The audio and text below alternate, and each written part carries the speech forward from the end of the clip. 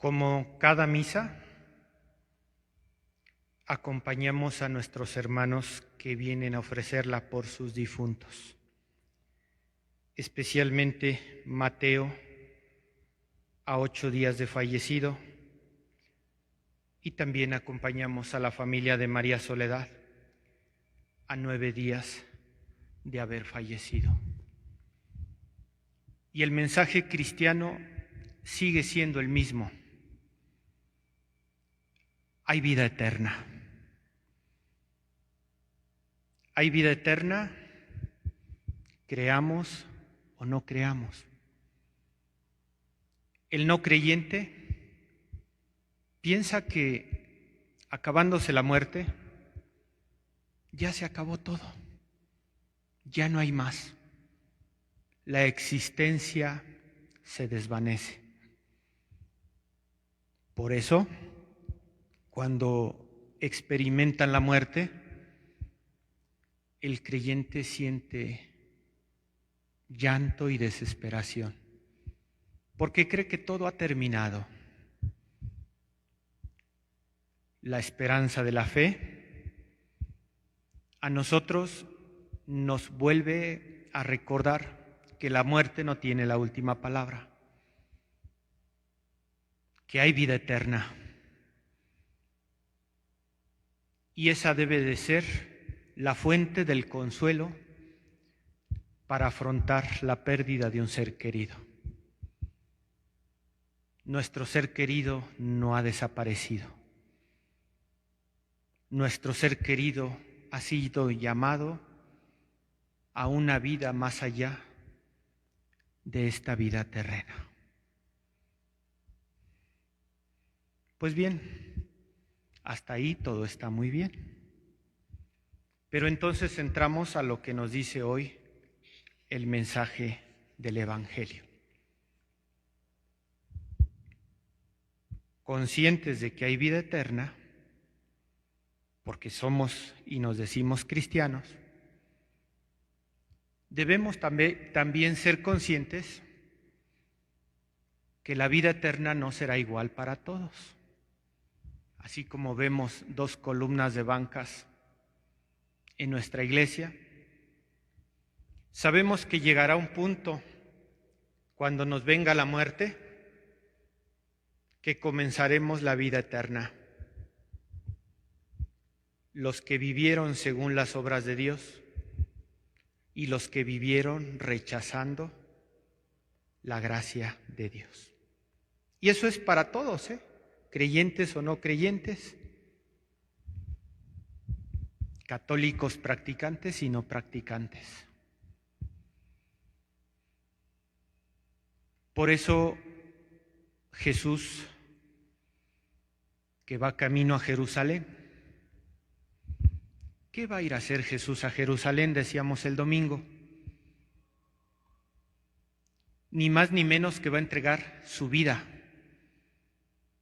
Y la va a entregar de una manera nada graciosa. La va a entregar en el dolor, en el sufrimiento, en la agonía, en la muerte en cruz.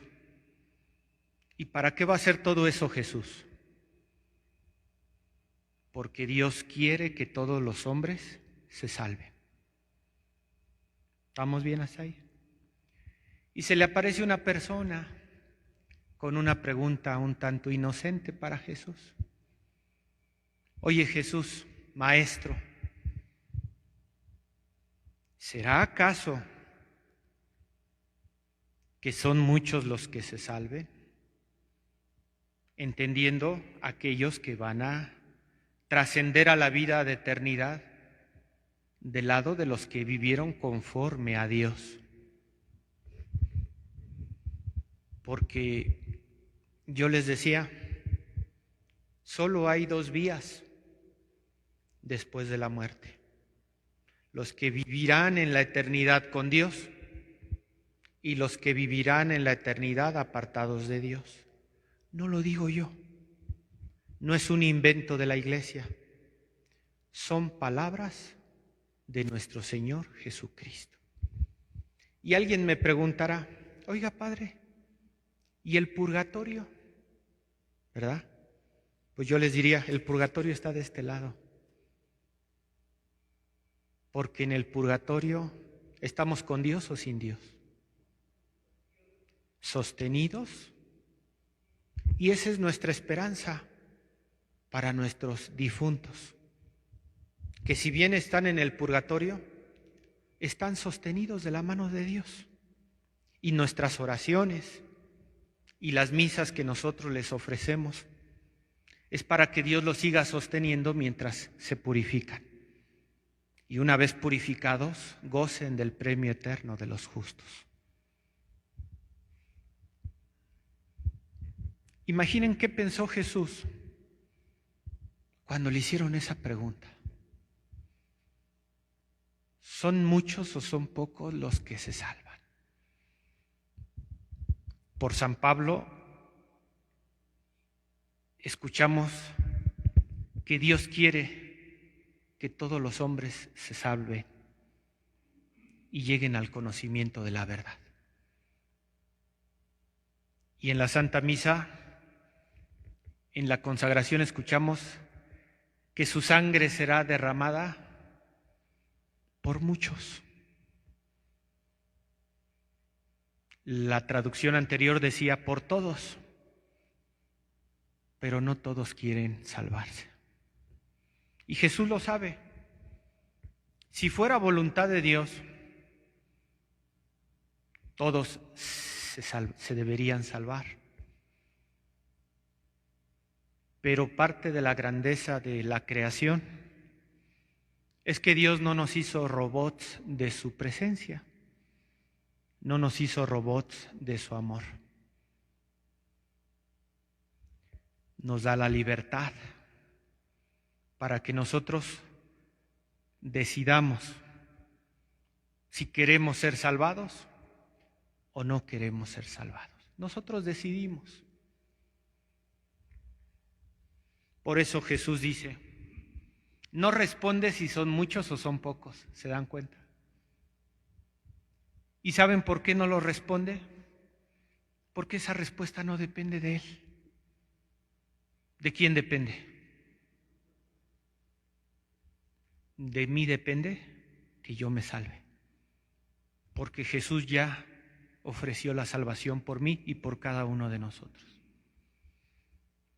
Entonces, Jesús aprovecha para dar una clase magistral. En vez de decir si son pocos o son muchos, nos dice, agonizese, en griego, agonizese, así lo dijo, agonízese.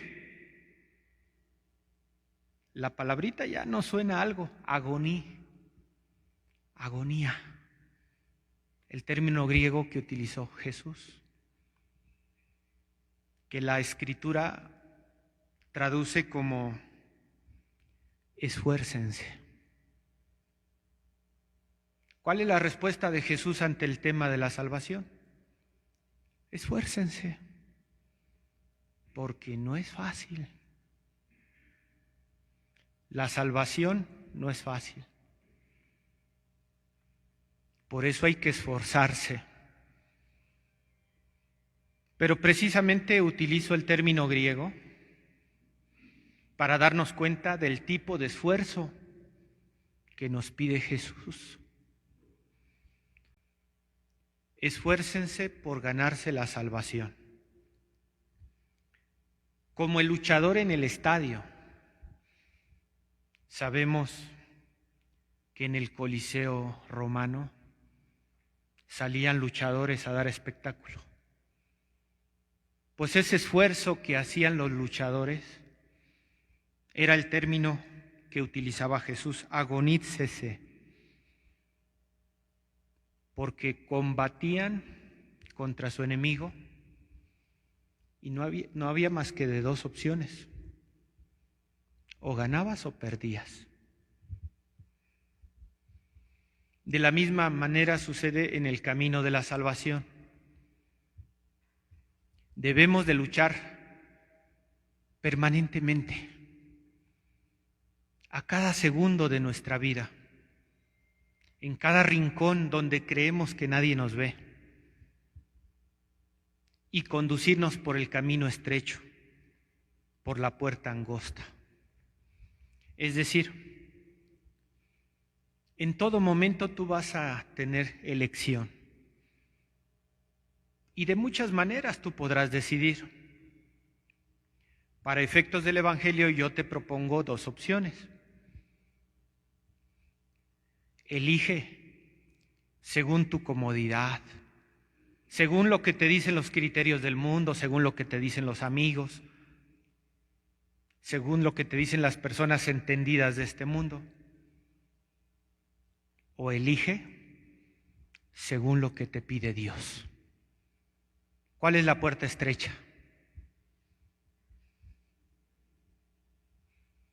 Elegir lo que te pide Dios. Y no es fácil. Y a veces yo tengo todos los elementos para destrozar al que me hizo el mal. Y Jesús me dice, perdónalo porque no sabe lo que hace. Y todos me dicen, no, pero él te la hizo, él te la debe de pagar, pero él... La puerta ancha sería ir y darle su merecido. La puerta angosta sería, yo te perdono en el nombre de Cristo. Por poner un ejemplo sencillito. Por supuesto, Cristo se hizo agonía y perdonó a todos sus detractores, porque Él quería hacer la voluntad de su Padre. Luchó hasta la muerte, y una muerte en cruz. Esa fue su puerta angosta de Jesús, la puerta de la cruz. Y cuando a nosotros se nos presenta el dolor, el sufrimiento, la enfermedad, estamos llorando porque ¿por qué Dios nos manda este sufrimiento? Y Jesús nos dice, esfuércense como yo me esforcé por ganar el camino de la salvación. Así estés llorando por un familiar que se te fue, así estés sufriendo por alguien que te traicionó, así estés tendido en la cama y no te puedas levantar. Esfuércense, porque el camino de la salvación, la puerta es estrecha. Incluso, y ahí viene lo más duro, por si esto no fuera lo más duro, en las reflexiones del sínodo, nosotros hemos dicho, la celebración de la Eucaristía nos inserta en la comunión. No vale solamente verla por Facebook o por redes sociales. Es celebrar la Eucaristía en carne propia, nos inserta en la comunión. Pero no es suficiente ni eso. Ay, Padre, pues no. Dirán, hemos comido y bebido contigo y hemos oído tus predicaciones en las plazas. ¿Qué significa esto? Pues hemos celebrado juntos la Eucaristía. Y a veces eso tampoco me alcanzará para ganarme la salvación. No lo digo yo. Yo qué más quisiera que decirles, con que tú recibas la forma consagrada, ya la hiciste, que es mucho y muy deseable que todos lo hicieran, por favor. Pero de acuerdo al Evangelio de hoy, Jesús nos dice, la puerta estrecha va más allá de haberse sentado con Jesús en la mesa o de haber recibido sus predicaciones. Esfuércense. No guarden energías para después, porque tal vez no habrá un después. Vale la pena el esfuerzo por alcanzar la salvación. A ver, señor cura, usted dice que la Santa Misa no es suficiente. Claro, decía nuestro muy querido obispo don Onésimo Cepeda, si uno entra a celebrar la Eucaristía debidamente confesado y la vive plenamente y recibe la comunión y se va de la misa con toda la firme voluntad de vivir según el querer de Dios y afuera se muere, se va derechito al cielo. Se va derechito al cielo. Es una persona salvada. Pero ¿qué pasa después de que celebramos la misa? ¿Cuántas distracciones se nos presentan? Y perdemos esa gracia que recibimos al celebrarla. Y por eso queremos más misas y más misas y más misas. No se trata de hacer muchas misas, y ahí es donde entra mi argumento. Porque vengo, me lleno de la gracia de Dios y afuera la tiro. Y vuelvo a venir otra vez, me lleno de la gracia de Dios y afuera la tiro. Entonces soy una coladera. Se trata de vivir más misa, que nuestra misa sea más, tenga un cuerpo más fuerte, que nada más estar celebrando tantas misas como robots, celebrar por celebrar para que Dios haga lo que tenga que hacer y yo no me tenga que esforzar. Esfuércense por vivir una vida digna de acuerdo a lo que recibimos en la Eucaristía. Esfuércense por vivir como hijos de Dios, en comunión con Cristo y con nuestros hermanos. Y providencialmente tenemos el capítulo 8 de la carta a los romanos. Hay 3 frases, perdónenme, que me alargue un poquito, pero es que hay 3 frases en la carta a los romanos que para mí son un himno de oración todos los días. Un himno de oración, que son las que me hacen levantarme, que son las que me hacen tomar decisiones, que son las que me hacen entrar en contacto con mis hermanos. Primera frase: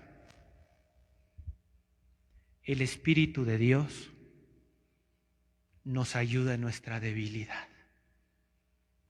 Un hermano mío, sacerdote, compartía una entrevista donde dice: nosotros los sacerdotes somos como esos guantes del supermercado, como los que usamos aquí, delgaditos, que nada más sirven para usarse una vez. Y son tan delgaditos que se transparenta la mano. La mano es Cristo. Nosotros los sacerdotes somos el guante transparente. Somos débiles, pero el Espíritu nos ayuda en nuestra debilidad. Que eso no nos quede duda, que siempre lo tengamos presente. Segunda frase de San Pablo, que no se nos debe de olvidar: se me muere un familiar, recibo la traición de un ser querido, estoy postrado en cama. Yo debo de repetir constantemente: oye, Padre, pero tengo el cuerpo tendido de mi ser querido. Sí, pero ya lo sabemos, que todo sirve para el bien de los que aman al Señor.